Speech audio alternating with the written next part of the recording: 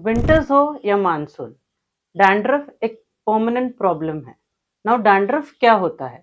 Dandruff basically एक fungal infection है जिसमें आपके व्हाइट फ्लेक्स, इरिटेशन और इचिंग होती है। That is a scalp condition. Scalp में जनरली ये देखा जाता है। डैंड्रफ सिर्फ ऑयली स्कैल्प में होता है या सिर्फ ड्राइनेस की वजह से होता है, ऐसे नहीं है। डैंड्रफ आपको ऑयली स्कैल्प में भी दिखाई देगा और डैंड्रफ अगर आपका स्कैल्प बहुत ड्राई है तभी भी दिखाई देगा। बहुत लोगों का ये मिथ है कि अगर आप ऑयलिंग कर लोगे तो आपको बेटर लगेगा।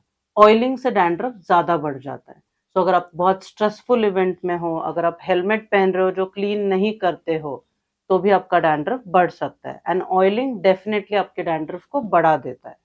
अब डैंड्रफ जैसे ही बहुत सारे बाकी कंडीशंस भी होते हैं, जैसे कि सेबोरिक डर्मेटाइटिस या सोरियासिस। उन कंडीशंस में आपको डर्मेटोलॉजिस्ट को दिखाना बहुत जरूरी है। अगर आपको इन जनरल डैंड्रफ है तो उसमें हम मेडिकेटेड शैम्पूज का यूज करने के लिए बोलते हैं। लाइक कीटोकोनाजोल, कोल टार बेस्ड शैम्पूज आते हैं। बट बेटर होगा अगर आपके डर्मेटोलॉजिस्ट ने आपको सजेस्ट किया है। अब इन शैम्पूज को कैसे यूज करना चाहिए? जब भी आप हेयर वॉशिंग के लिए जाते हो, आपको स्कैल्प वॉश करना है, डैंड्रफ शैम्पू यूज करना है, बिना उसको पानी में मिक्स किए। सो उसे डाइल्यूट नहीं करना है। 3 से 4 मिनट आपके स्कैल्प पे रखना है और उसे प्रॉपरली वॉश कर देना है। पोस्ट वॉशिंग अगर आप कंडीशनर यूज करना चाहते हो तो कंडीशनर सिर्फ लेंस पे यूज होना चाहिए, स्कैल्प में नहीं। अदरवाइज आपका स्कैल्प और चिप हो जाएगा, आपका डैंड्रफ और बढ़ जाएगा।